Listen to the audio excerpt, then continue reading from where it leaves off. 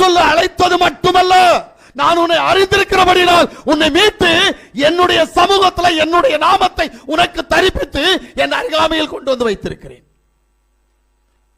இப்ப இங்க ஒரு கேள்வி, கொஞ்சம் பேர் இயேசுன்றாங்க, கொஞ்சம் பேர் ஜீசஸ்ன்றாங்களே, அவங்களெல்லாம் அப்ப எங்க இருக்கிறாங்க? அவங்களும் உண்மை அப்படின்னா, கித்திலியான்னு சொல்லிட்டு ஒரு பிசாசு ஒரு பிள்ளைகிட்ட இருந்து போராடிட்டு இருந்துச்சு. அந்த பிள்ளைக்கு பிசாசு ஆடுற நேரம் அந்த பிசாசு சொல்லுது, ஏய் தாடிக்காரா, இனி இவ்வளவு சபைக்கு அனுப்ப மாட்டேன். நானும் விளையாட்டாவே கேட்டேன், ஏன்னா ஆட்கள் நிறைய இருக்குது, விளையாட்டாவே கேட்டேன். அப்ப எங்க கூட்டிட்டு போ? ஏன் சபைக்கு கொண்டு போவேன். எனக்கு ஆச்சரியமாயிடுச்சு, ஓ சபையா? அது எங்க இருக்குது? அந்த இருக்கு பாரு அந்த பெரிய கோயில், அது ஏன் கோயில்? நான் அதுக்கு சொல்றேன், டேய் பிசாசே, அது எங்க அப்பா கோயில். உங்க அப்பனுக்கு பேர் மட்டும்தான் இருக்குது, உள்ள இருக்கிறது நானாகும். இனி தாடிக்காரா, உன் கோயிலுக்கெல்லாம் அவளை கூட்டிட்டு விட மாட்டேன். அல்லேலூயா, புரியுதா?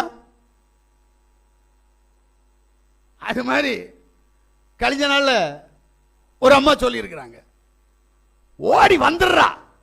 இவ வருவா இல்ல, ஒரு கண்ணாடி வச்சு ஒரு தாடிக்காரன் ஓடி வந்துருவான். எப்படித்தான் உனக்கு மூக்கு வேர்க்குது தெரியலையே, எதுக்கு வர? நல்லா புரிஞ்சுங்க, பிசாசுக்கு நல்லா தெரியும், உனக்கு தான் தெரியல.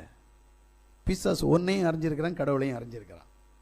ஆனா நீ பிசாசையும் அறிய மாட்ட, கடவுளையும் அறிய மாட்ட, அறியவே மாட்ட. உனக்கு அறிகிறதுக்கான அந்த தேவை இல்லை. ஏன்னா உனக்கு உண்ண உணவுக்கும் உடுக்க உடைக்கும் இருக்க இருப்பிடத்திற்கும் எந்த விதமான குறைவில்லாது இருக்கிறபடினால், ஒருவேளை கஷ்டம் இருக்கலாம், கடன் தொல்லை இருக்கலாம், ஆனா இது மூணும் கிடைக்கிறதுனால நீ அவரை நினைக்க மாட்டேங்கிற. சில நேரம் கேட்ப, ஆண்டவரே எனக்கு இந்த கஷ்டத்தை மாத்தோம். என்னமோ நீ என்னமோ அவருக்கு சித்தம் செஞ்சிட்டு இருக்கிற மாதிரி உனக்கு உடனே கொடுத்துருவாரோ? ஆமென்.